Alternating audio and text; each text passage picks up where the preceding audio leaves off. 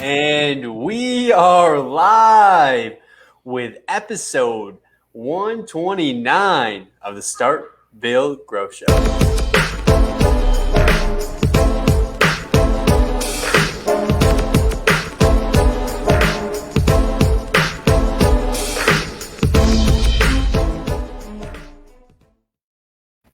Randy Brothers, my friend, man, we missed you back last week, but you're back in action. How we doing? Back in action, man. Feeling a lot better. For those of you who are experiencing directly or indirectly or haven't experienced it, and COVID can be quite frustrating.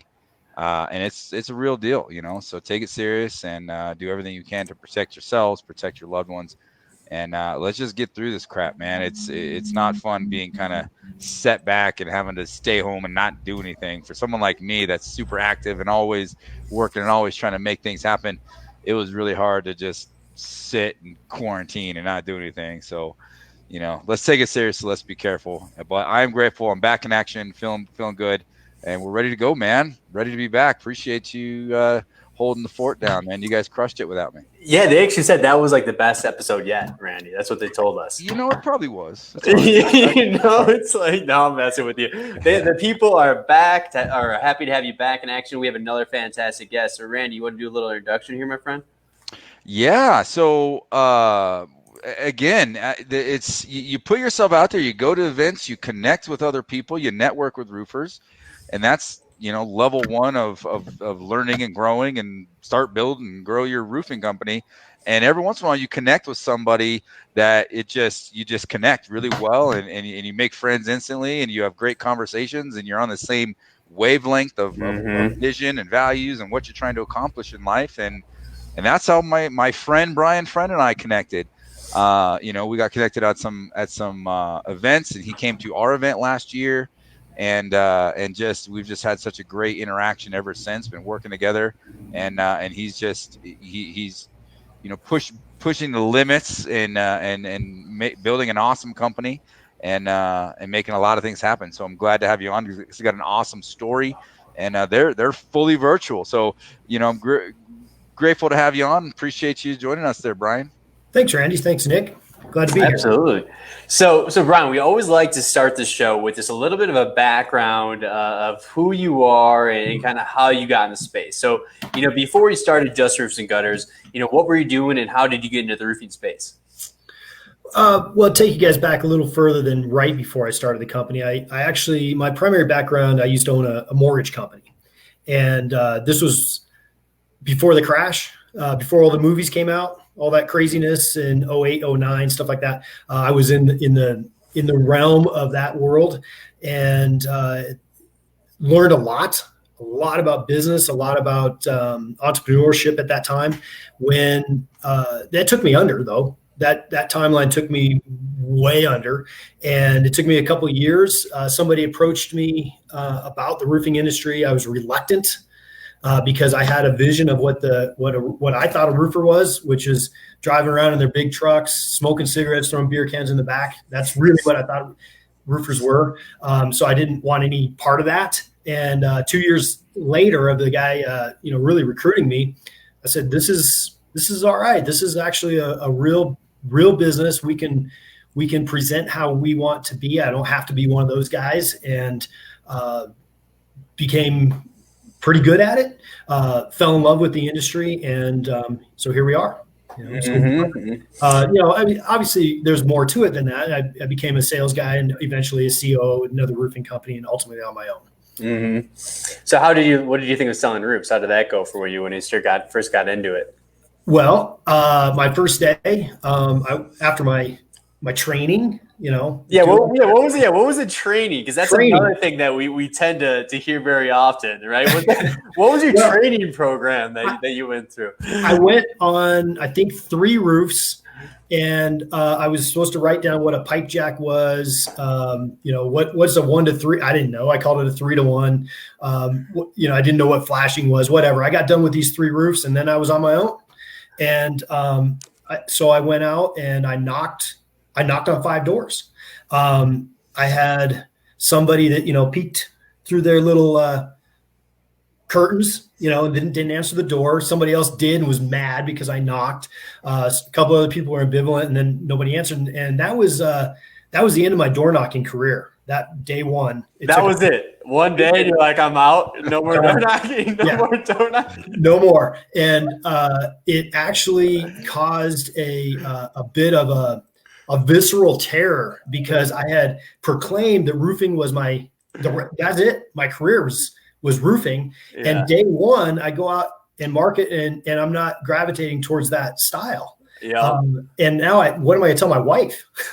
Hey, this is roofing, and I'm not going to door knock. And that changed the course of everything for me from that point in time, because I had to figure out the roofing. There was nothing wrong with the industry, but there was an issue that I had with that type of marketing. So I had to figure something out, and I did. I figured it out. Mm-hmm. I went home. I took out a piece of paper, and I wrote on the right-hand side of the piece of paper the last person I would ever talk to if I ever sold a roof. A lot of quotes in this whole scenario. Mm-hmm. And I wrote that person's name down as the bank teller, because I deposited a check. And then I just went backwards from that point in time.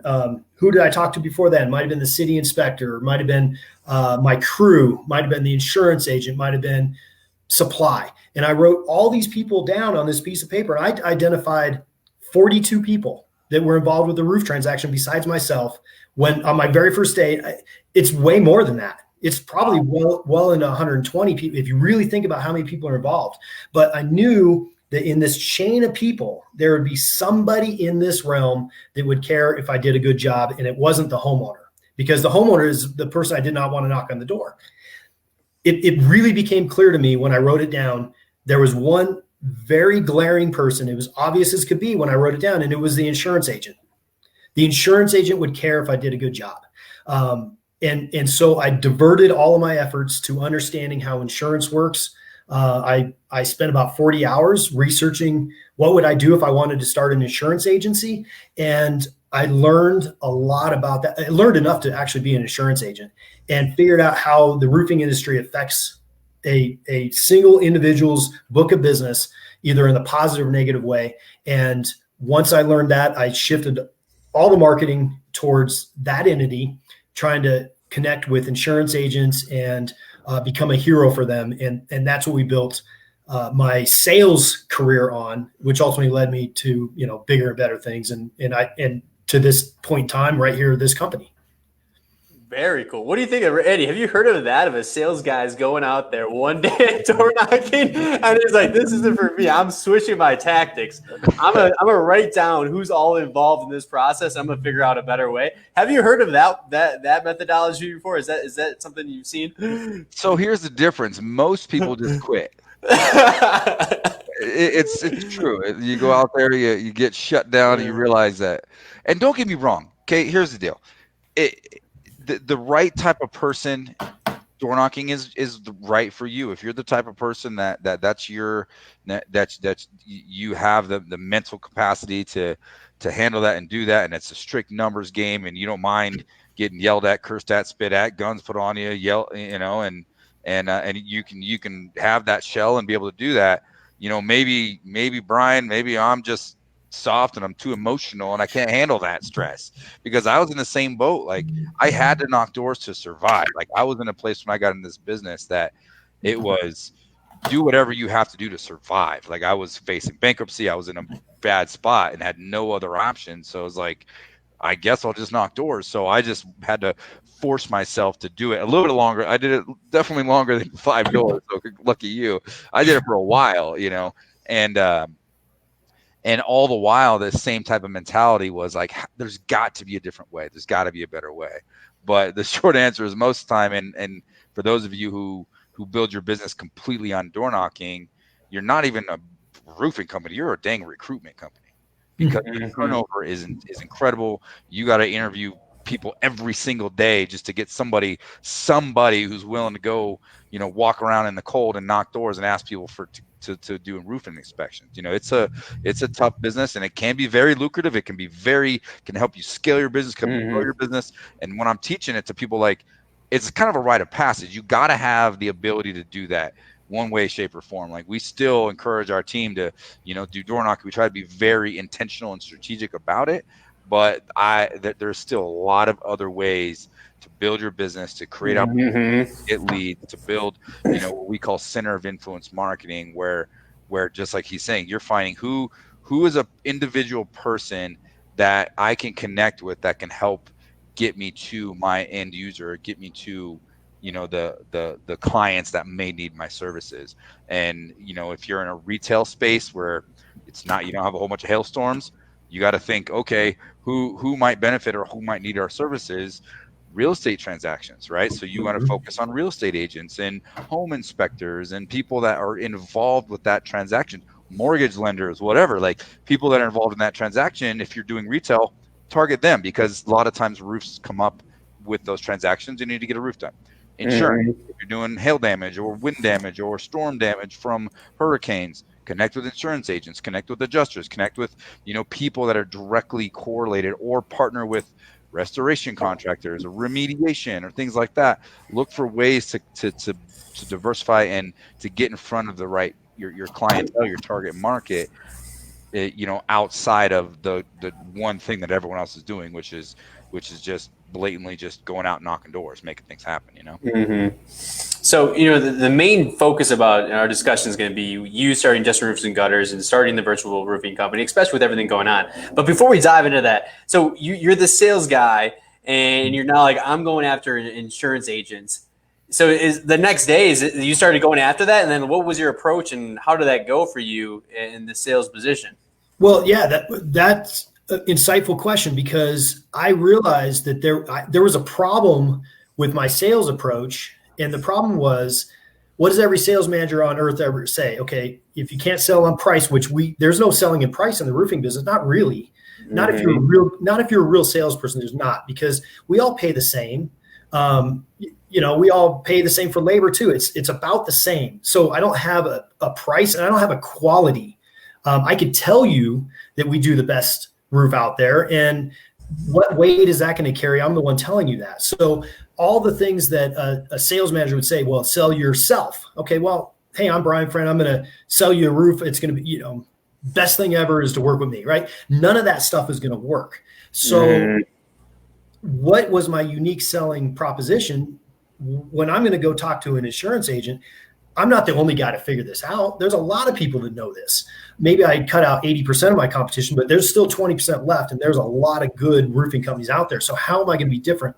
Well, I started the conversation because I didn't know anything about roofing either. I still didn't know what a pipe jack was. But that didn't stop the fact that didn't change the fact that I had to go prospect, and I had to do it quick, and I could never stop. So I went out and I simply told agent, you know what? I don't know hardly anything about roofing, not hardly anything at all. But what I do know is I will never make you look bad.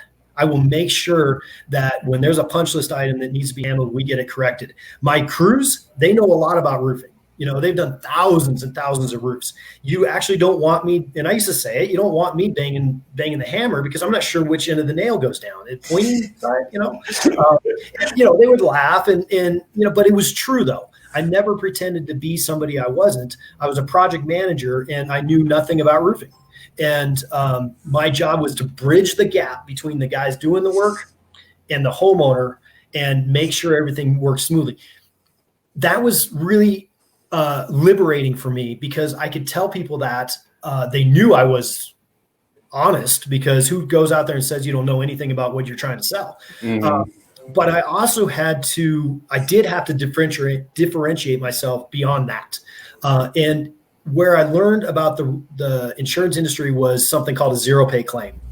A lot of people in the roofing industry know what that is, but many don't. And the door knocking process, especially, what Randy was just talking about, if you're a recruiting firm where you're recruiting the mindset, who's willing to go out and knock on 100 doors a day forever and ever and ever, they may not know anything about the damage that they could cause by telling somebody that they need a new roof, or that the insurance company is going to pay for a roof when there's no damage on that roof.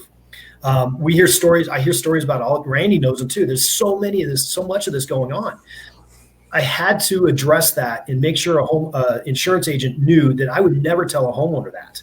the shift was for me was I'm going to assess this roof. I'm going to provide data. I'm going to tell you whether or not it's a storm damaged roof, but I'm not going to tell you to make a claim.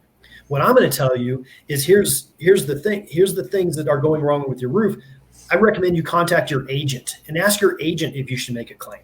Because I'm not an insurance agent. I know a little bit about roofing. I know a little bit of damage on roofing, but I'm not going to pretend to know whether or not he should actually file a claim, because they might have done it last year.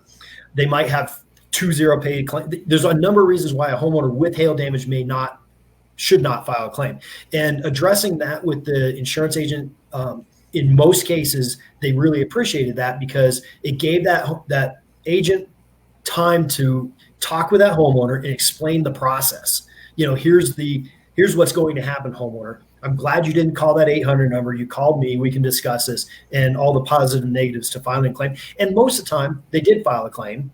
And our close ratio following that process, or my close ratio at the time, was probably 90 to 95% if they had damage, because it eliminated all the competition. I had no other competition because agents said use Brian Friend, and I didn't force feed a claim to a homeowner. And as a result of that, I had more business than I could actually handle as a salesperson at that time. It was scary though, because I could see other roofers out there door knocking. They're making money. They're talking about it. They're buying new trucks. They're doing all these things. I'm still driving my Kia that I had to prop the back of the trunk open with, and I kept constantly pulling my ladder out and knocking the stick out and bang me in the back of the head. That's what my life was like in the beginning, and everybody else is making money and I wasn't. But I did it because I absolutely, without any question whatsoever, knew that my process would work, and I stuck to it. Yeah, I love to hear that, man. Imagine a scenario. I mean, right? It's this. A lot of people are realizing and figuring out in the insurance space, to target insurance agents, blah blah blah, and a lot of people don't do that well. They give up, they quit, they just go back to door knocking because they don't really know how to execute that strategy. Right? There's a lot to it, and for those of you who are interested, call me. Let's set up a call. I can talk to you. I'll work you through it. I'll do a strategy session with you. And that's our bread and butter. I teach it to all my clients. Brian and I work through this stuff, and we're not a door knocking entity. We want to teach you other ways to grow your business. And this is a big part of the bread and butter. But you nailed it on the head. Imagine your salesperson or your person that's communicating with the insurance, or you who's doing this work. You go to the insurance agent, and that insurance agent just so happens to say, you know what, I'm going to give you a chance. I have this claim, or this person called in and said they may have damage. They haven't filed a claim yet. Can you go out and do an inspection on that roof? Imagine what happens when you go out, and there's two scenarios. One scenario, you go out, you look at that roof. Yeah, there's maybe a little questionable mark here or there, and you just tell that homeowner, hey, file the claim. You're probably going to get it bought just because there's a storm in the area. Let's see what we can do. Figure it out. And then that person files a claim. They get denied. You waste your time. You waste their time. You have all these issues, and you don't get another chance with the agent. Now, the second scenario, you go up there, you look at the job, you look at the roof, and you do an assessment as a professional, and you're like, you know what? There's not enough damage on this roof to warrant filing a claim. Then you tell that homeowner, same thing. Hey, there's not enough damage on here to file a claim, so I'm not going to recommend filing a claim right now. Do you have any other people that in your neighborhood, or your family, friends, or somebody else that you may know that would like the same honest assessment of their roof? What is that going to do? Now you have referrals. And then you go back and you call that agent back and you let them know, hey, Mr. and Miss Smith did not end up having any damage. I just wanted to call to let you know that we're not in business of filing claims on frivolous jobs. We're not going to, file it unless we really know that it's not only minimum, but it's above and beyond what the minimum requirements are to get a roof paid by the adjusters. That's how you solidify the relationship. Mm-hmm. That's when they say, you know what, this is a trustworthy person. I'm going to go ahead and give him another shot, and give him another one, and give him another. Then you all of a sudden get the ones with the damage, and then you crush that. You communicate through the whole thing. You take care of the customer. You get those referrals. All of a sudden, you're on your way to that. Just kind of compounds itself, and next thing you know, you can make the shift from door knocking all the time to running qualified leads where you're basically being recommended. Imagine what your closing ratio is going to be when an agent's referring you versus you just knocking on random doors. It's not the easy road. It's the long road. Just like you said, you were out there waiting, watching everybody else, scale quickly, with all these headaches and issues. But I tell you, if you execute this sort of a strategy and put the time and energy to do it, you will lay a foundation and you will build something that will continue to grow and continue to compound on itself over and over and over. And you'll build a great system, as well as your reputation is going to be fantastic also. So Brian, you had success, in the sales position. You grew in that company, it sounds like, and then you transferred over and ended up starting your own company. Now you run a completely virtual roofing company, and you started this before the COVID-19 pandemic. So, was there a reason why you started a completely virtual company, and how has that been paying off with everything going on? Yeah. Okay. Well, if we throw COVID out, take that out of the equation. I'll talk about that in a minute. But when I started the company virtually, it was literally because I wanted to make sure I was never tied to. I have this fundamental desire for freedom. It's really, really important to me. And I felt like if I can do the things that are necessary, well, first of all, my shift, my job as the business owner is to support my guys. And I can support them using conversations, phones, and computers, and email. I can do all that from anywhere in the world if I have the technology right. And so I started with that fundamental component.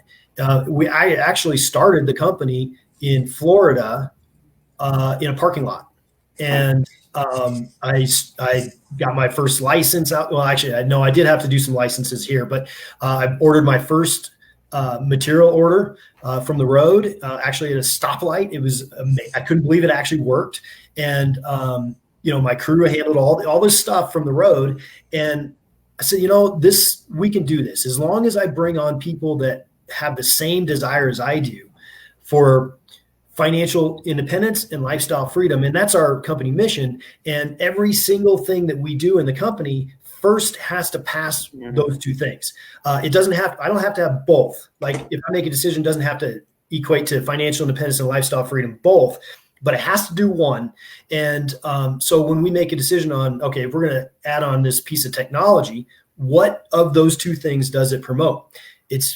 Many times it's lifestyle freedom. How can a guy get out there and spend less time in the field and more time with their family? I wanted that. I wanted to be able to do that from anywhere in the world. And so that's the setup. And that was a couple of years ago. Of course, who would have ever anticipated, this worldwide pandemic that none of us have ever lived through in the past, having been it didn't affect our business at all. Let's put it that way. We had no negative effect as of yet based on our prospecting and things like that as a result of this. We do have to embrace technology.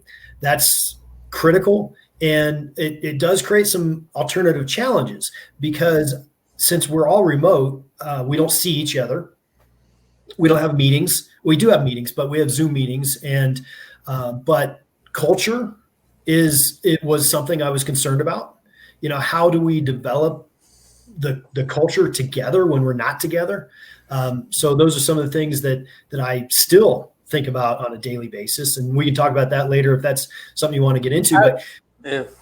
Well, I do want to dive into that because, I was on a call with you this week with two of your team members, with Ken and Rothy, right?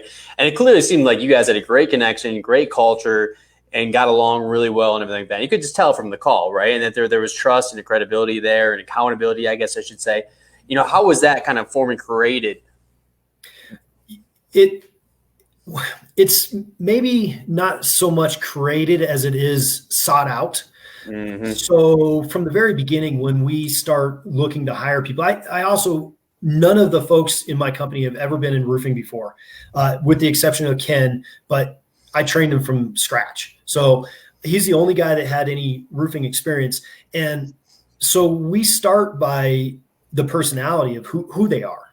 Are you a person that could I trust you to walk into my mom's house or my grandma's house and be there all day and everything's gonna be fine? You know, can they do that? Can a person also be versatile enough to talk to a bank president right after that appointment? You know, if we can start with the fundamentals of who that person is, the rest of it is easy. I can teach all the other things about sales or whatever, roofing and stuff like that. I can teach all that, but I can't make somebody into a person that they're not, no matter what. So if we get to that point, then the next thing, you know, we do have our Zoom meetings and things like that. And we those are a little more formal. But one piece of technology we use every single day is WhatsApp. Everybody's probably heard of WhatsApp. And I started using WhatsApp years ago on some motorcycle rides and found it to be incredibly effective for all the stuff that we get in an office normally, like the joking and the very just fun stuff. Small talk and just kind of connecting. Yeah. It's all of that. And so that happens, and it actually happens even more effectively, I think, than in an office, because you can simply turn off your notifications if you're busy, a lot of things like that. And so we use a lot of that kind of technology. Also, though, we talk in every single meeting. We utilize the 4 agreements as one of our core fundamentals. And that's something I recommend to everybody on earth read and study and utilize. But we talk about that at the beginning of every meeting. What was it? The 4 fundamentals? Is that what you said? The 4 agreements by Don Miguel Ruiz. And it's Randy, have you read that? Man, you got me, which is kind of hard, but I haven't got that one. So all right. That's good. Now I got another one for my list. Yeah, it's worth it. It's a fundamentally the 4 things, and we won't do this today because there's a little bit too much into it, but there's really 4 agreements that you make with yourself on a daily basis. Starts with being do your best. I mean, it's simple stuff like that. Do your best. Integrity. Things like that. And we just talk about that. That's part of our culture. We talk about other things that matter. Revenue is something that matters to any company, but it's not something we talk about a lot. We talk about how is your customer? Is your customer happy? That's the important things. And as a result of that, we have great people. Not everybody's made it. We've hired people that simply, the downside of my process is the length of time. Randy talked about that. It takes a long time to go with 0 book of business to building a solid referral-based business. And some people can't get through the financial side of that, and they I wouldn't call it fail, but they just can't get that far. So one of the things we're doing this year a little more diligently, if we do hire other people, is we got to talk about that. If it takes 3-6 months before you're making whatever it is your goals are, can you do that? Are you willing to do that? This business is lucrative. You make a lot of money. You can do anything you want as a result of this business. But you gotta really understand it's not a job. You're not going to go out there and spend an hour and get $18. Not this job. Now sometimes you might go spend an hour and make $10,000, but that's not up front. That's years down the road before you figure that stuff out. Roofing isn't a job; it's a lifestyle. It's a lifestyle. Well, one thing that I liked from our call too that we had, Brian, we were talking about different marketing ideas and strategies and stuff like that. And you're like, well, if I can get this many insurance agents, for this many salespeople, then they can make this much money. Right. I thought that was a really cool way to kind of look at those marketing efforts. And it showed how much you cared about your employees being, having that financial freedom and allowing them to make that kind of money. I thought that was a really cool aspect as well. It's fundamental for us.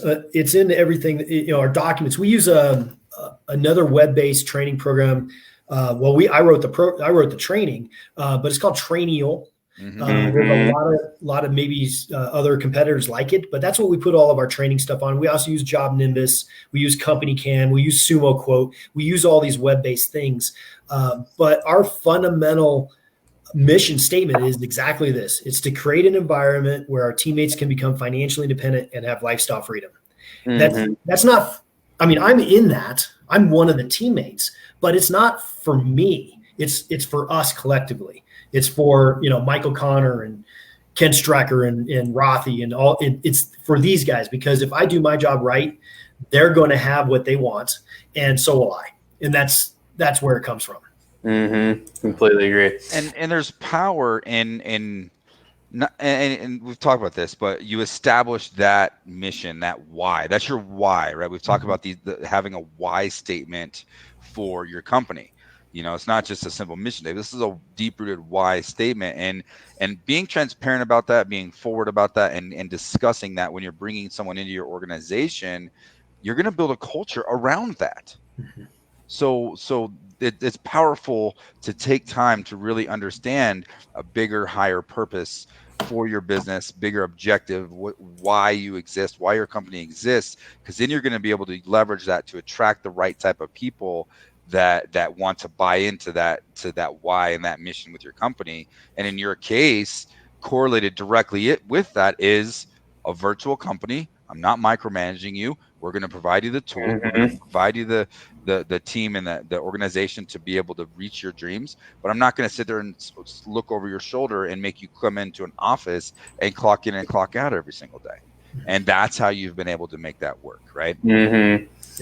I know. So I want to give a quick shout out to our sponsors, and then from there we'll kind of discuss, how you're keeping everybody accountable, how you're hitting targets, and how you guys are continuing to thrive and grow. But first off, we're going to start out with, of course, Job Nimbus. Job Nimbus is a fully customizable back office solution. Track leads, jobs, tasks from one easy-to-use software. And with the largest ecosystem of integrated partners, if we don't do it, we have a friend who does. Learn how the #1 back office system in roofing can help you be efficient, be organized, be professional, and be profitable. So if you guys have been listening to the show for a while and you're somehow not using Job Nimbus, go to info.jobnimbus.com/roofing-academy. And of course, we got Company Cam. Stop driving job site to job site or texting and emailing photos. Know what's happening across your business. Get started for free today.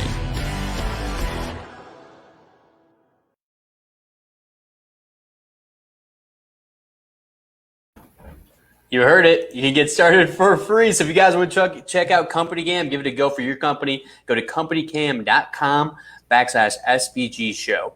And last but not least, even Randy is getting some FaceTime on these ads. We got Hail Trace. If you're in the hail game, if you're working hail claims and selling roofs that have hail damage, you need to know where the hail is, how big the hail is, and when it hailed.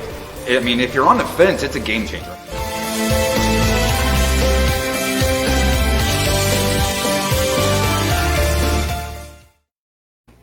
So if you guys are not using Hail Trace, go to hailtrace.com. And Randy, how about that beard, dude? That was I'm catching up again. That was random. That was filmed a long time ago, and I totally had forgotten about that. We did that at the Highway to Hail, and they were just like, "Hey, you guys want to do an interview?" I'm like, "Sure." Here we are. I had no clue about that, but here we are. That's how things come around. The guys at Hail Trace are awesome, and they're pushing the envelope every single day to try to, build the ultimate hail tracing platform for contractors. I mean, hail, wind, hurricanes, everything that has to do with the storm industry. So definitely check that out. They got a canvassing app, all the different things. So it's pretty legit software. The theme of today is virtual and leveraging software and leveraging tools to grow your business, your roofing business. And that's the key is if you really want to get this level of freedom and you really want to be as efficient as you possibly can and have a lifestyle, attached to your roofing business, tools and technology is an amazing investment in addition to coaching, right? We don't need to push that too hard, but if you don't have a coach, if you're not working with somebody or some sort of a training coaching platform, I highly encourage it. Whether it's me or somebody else, find someone that you connect with, find someone that you want to learn from and you want to be able to work with. It's highly encouraged. Everyone else, a lot of people are doing it. A lot of people are seeing a lot of success. And if you're not there, I would highly encourage at least getting on a phone call and seeing what options out there for you. Absolutely, absolutely. Now, let's kind of dive back into the meat of things here, Brian. One thing that I want to touch on was, creating accountability and having benchmarks and stuff like that. What are you doing for like goal tracking and kind of dialing in, KPIs and different indicators to track performance of your employees? Excellent question. Really good segue, because that's an area we need improvement in. Very much so.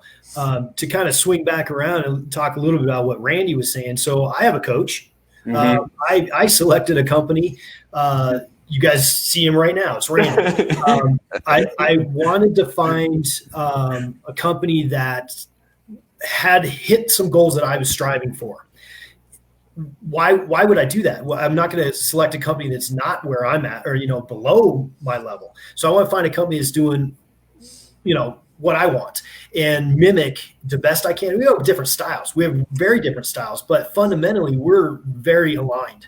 And so accountability, why this is so relevant is because on Thursday, I've got my coaching call with Randy, and I still don't have some of that accountability stuff that he's been talking to me about for months now. It's actually really challenging.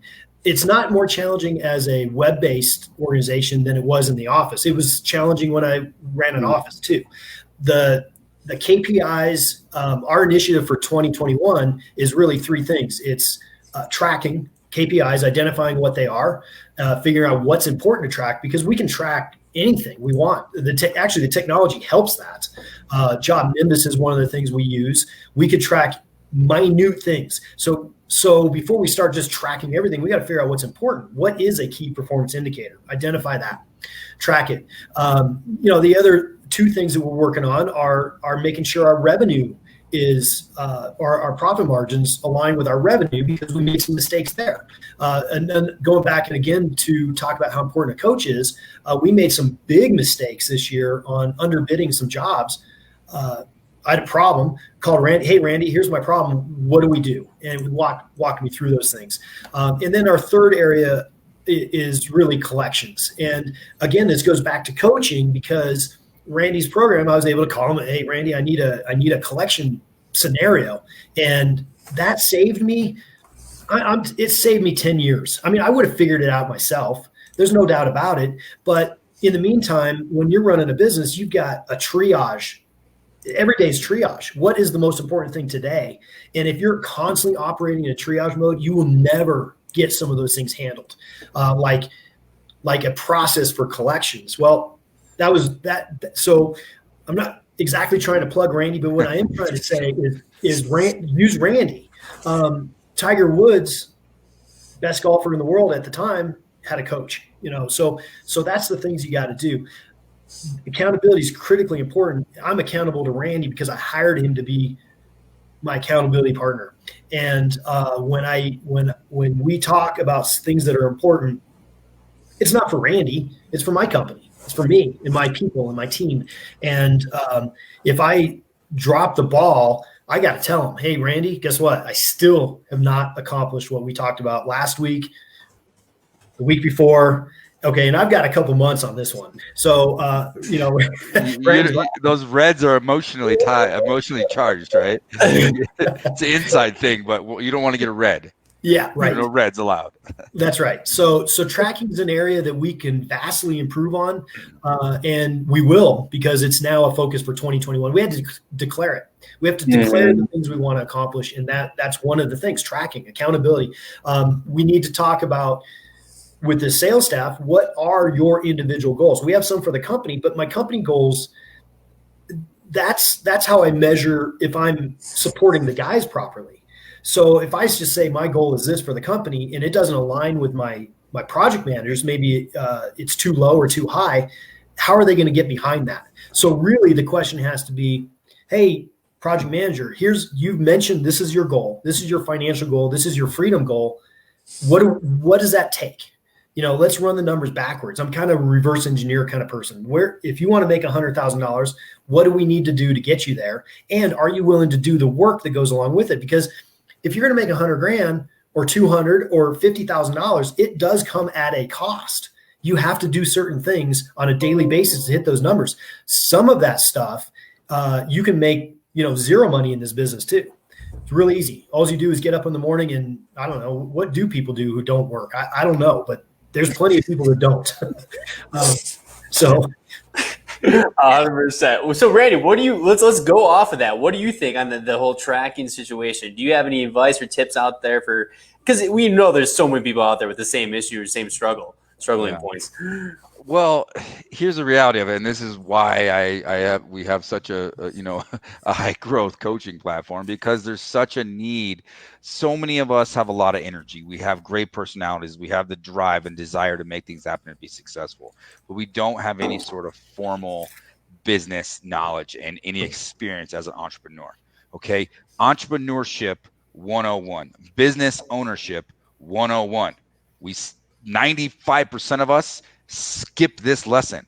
And the lesson is run your business by the numbers. Okay, you have to track the numbers, use the numbers, know, and this isn't just accounting, this is activity, this is sales, this is margins, this is all the different things, that it's so easy to overlook, and guilty as charged. I did the same thing. I was like, we're just gonna knock doors, sell a crap load of roofs, and we'll probably make some money at the end. We'll look at the bank account and how much money is in the bank account. Okay, I'll go buy a truck. We keep it super simple. But if you can truly, and I'm talking not just one or two numbers. I'm talking everything in your business is measurable. Everything, down to the amount of times the phone rings before you answer it. Everything in your business is measurable. The key performance indicator is a measurable number that you can attach to every single role within your business. And essentially, that's the framework for everything I do when we're coaching, when you're going through any sort of a program with us. I'm going to teach you how to run your business by the numbers from the top all the way down. And the underlying reasoning for this is it allows you to make good, quality, educated decisions that help you get to your goals, to achieve the lifestyle, the freedom, the money that you want to make in life. And without having something to track and measure, you're just swimming upstream with a high current and not knowing really what you're trying to accomplish. So you've got to understand the numbers. Mm-hmm. All right. So now if we take it back to the virtual roofing company, right? There's a lot of people who had an office, right? The whole organization was run in the office. There was a way of doing things that they've always done. And then COVID hit and everything changed. You're not able to work from the office, and there's tons of different transitions that they had to go through. And maybe they're still struggling with that transition of working remotely and still have some things to kind of tweak. Now, Brian, before this, you were able to kind of have everything down. All your communication, you already had the technology in place. I mean, what tips do you have for people who might still be struggling in that remote type work environment? Great question. If people are interested in moving into a more of a virtual realm, I think you got to start with the most important component of your business. We use Job Nimbus. Job Nimbus tracks everything. All of our jobs and customers and clients, everybody's in job. You got to start with a CRM and utilize it fundamentally. Absolutely, without question, it has to be done. Number one, if you don't do that, you can't. You cannot be remote. So if you get that, once you get that down, you can start looking at the other technology. We moved into Company Cam and some of the other things that enhanced that, but without the fundamental CRM, couldn't do it. No way. It's not possible to be remote. Then you got to have people who want that. A lot of people don't really want, they really want to be around an office and things like that. And if you're a person that wants to be in that environment, you're probably not going to like being remote like this. We go actually days or weeks sometimes without seeing each other. We used to do breakfast occasionally, but we don't right now because of COVID. So now we do, the virtual web or Zoom meetings and things like that, which works fine. But we don't have that connection in the same way we did before. So the person itself has to be able and willing to be in that environment. They have to be a self-starter. So you got to have a buy-in from everybody. I think it would be really hard to take an office and abruptly turn them into remote. I think it'd it's not impossible, but it's not a road I want to go down. I think this might be an opportunity for a lot of offices to move in that direction because of what they learned, because they were forced to do something they might not wanted to do. There's some strong advantages to financially to the way we do business because the cost is low. We don't have a big overhead. We can sell less roofs, and what we can do because we're remote and because of the electronic stuff that we use, we can scale it up and down. You know, if I have a new hire, I add a seat to Job Nimbus. If they leave, I remove the seat. It changes my financial outlook every month based on what the company's doing, growing and contracting. Whatever. So we have that opportunity that was by design. But people who've been, because of COVID, they have that opportunity now too that they may not have had before, a new way of looking at business. And you've got to embrace it because I don't think things are ever going to go back to the way they were. There's going to be some difference in what we have now. It's going to be a hybrid scenario where companies are going to really gravitate towards it. You really got to embrace the technology. And if you're not willing to learn it, like one of the hiring questions we have of people are, what's your level of technology? How comfortable are you with, like, I did make a mistake. We hired a couple of guys that I asked them that question. They said, oh yeah, we're good to go. But then they couldn't set up their email signature line. So if they can't set up their email signature line, they're going to have a hard time with everything else. And so they didn't work out. Not because of that, who they were, but simply because they didn't embrace the technology. You have to have that. And you got to realize it's going to change minute by minute. You know, the technology changes so fast. Even the conversation we had, Nick, last week, and how quickly your industry changes. Tomorrow it's different. Yeah. It's different. You know, itself hasn't changed much, but the way we do it, it changes a lot. Not the way we install. The way we market, track, run a company is changing quickly. Mm-hmm. Yeah. What do you think? Little story. Like we, obviously COVID, you know, a lot of us had to figure something out one way or another. Right. And I mean, I think we have 25 full-time employees and, you know, full service department, like 7 of them are out in the field service running jobs. So they're not necessarily in the office, but they need a place to go to get materials, to check in the morning, to connect, to swap out, you know, tools and different things like that. And, you know, but we also had a number of people that we thought, but we didn't really know could go virtual.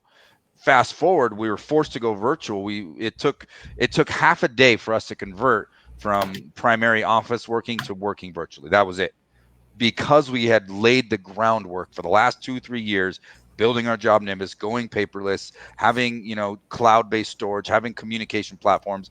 You know, you mentioned WhatsApp earlier. You can use, you know, we use Facebook Messenger, create messenger groups, these sort of things. You know, having those communication platforms, you know, Zoom and different video platforms, having all that stuff in place. And again, being paperless is key. And I have a hard time sometimes with people that they just have to have that file in their hand and take it and walk it down the hallway and give it to the next person and let the next person open it and do their checklist and move it to the next person. And that's an old way of doing business, and you've got to get away from that mentality and do it all online. That's what the CRM systems out there help you do. However, when you take people into consideration, we already had our office staff alone, I think it was 12 people that come into the office, that pull in and drive up and work in the office every single day. I was already kind of working remotely, and obviously service techs and people, different people working remotely, but we had to convert to remotely instantly. Everyone was able to do it, but when you mentioned hybrid, that's what we've come to the realization is certain people just have a better mentality when they can get up, get ready, get in their car, go to a place of work, focus, get their work done, check out, clock out, and go home. And that's perfectly okay. It's the type of personality. Some people can wake up. You know, I wake up, put my sweats on and my slippers. I got slippers on right now. I walk 30 feet to my office, and I can come in here, I can clock in, and I can work my butt off all day long. Some people don't have the capacity to do that. So you got to address that as when you're trying to figure out what kind of, ideally, I think post COVID, we should all be looking at some sort of hybrid system. Mm-hmm. And I've encouraged you guys too, is having a place of employment is obviously great for marketing and that sort of thing. But there's certain people that when we presented the option, do you want to work at home or do you want to work at the office? They chose office, and we want to be able to facilitate that. Other people, heck no, I'm going to work at home. I don't even want to go to the office. Great, we're going to do that. And then you got to have accountability platforms in place, right? What kind of accountability are you going to have? Consistent meetings, infrastructure in place, intentional meetings, agendas, goal setting, those sort of things need to all be in place in order to still have a highly efficient system where you're not just paying people to sit at home and play on Facebook all day long. So there's a lot of pros and cons, but I believe that the future is a hybrid model. Mm-hmm. Mm-hmm. So do you have any idea of how to kind of transition to the hybrid model? Do you have any suggestions or tips to kind of do that, or what's your thoughts there, man? Ask your people. Well, technology, we beat that horse, for a while today. Have the technology in place to go paperless. You got to go paperless first. You got to be able to do that. And then ask your people, what do you prefer? And then test them. So ask them more or less of how they like to work, and then kind of make the model based off of that. Yeah. Yeah. And if you bringing someone on brand new and you're just saying, hey, well, you're going to do this job and you're going to work at home and I'm not going to, follow up with you, then, you got to be careful because you may have somebody that's sitting at home doing nothing, collecting a paycheck. Right. Mm-hmm. So you gotta have, systems in place to make sure that somebody is fully capable of being highly productive while working remotely. Some people just aren't capable of that, and that's okay. You got to figure those things out. Yeah, we asked our folks too. What do you think about an office? And actually, what we wound up doing was an office evolutions scenario where, as needed, we can use an office if we want to meet with a customer, or if we want to have a group meeting or whatever. We use. I think it's Office Evolutions or one of those like executive office types, and they have offices all over. We pay monthly, and when we use an office, we pay $40 an hour or something like that. Mm-hmm. And if the guys want to have a breakout session or something, they do that, and that works out well too. Mm-hmm. Well, okay. So as we kind of bring this thing to a close here, we always end it with a golden nugget that you want to leave the viewers with, a tip of advice, or whatever it might be. So Randy Brothers, man, for the 129th time, what do you got? And then we'll take it out and close it out with our buddy Brian Friend. Here's the thing. I'm gonna hijack the show because you're gonna hijack the show. I'm gonna hijack what I already talked about. The reason is it's that important. Track everything, measure everything, make decisions based on the numbers. Know your numbers, and you will be able to build a great, profitable company, and you'll be able to reach the goals that you want to reach. If you need help learning and figuring that out, find a coach, connect with me. I'd love to get on a call with you. We'll do a free strategy session, and we'll get you some foundational elements to help you achieve, the basics of running your business by the numbers. Mm-hmm. Mm-hmm. I like it. What about you, Mr. Brian Friend?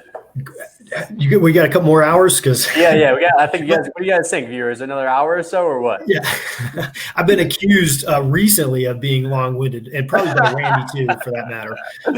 But this business, it is a lifestyle, like Randy said in the beginning, and if you run it like the things that we do, I'm thinking 10 years. How does what I do today affect 10 years from now?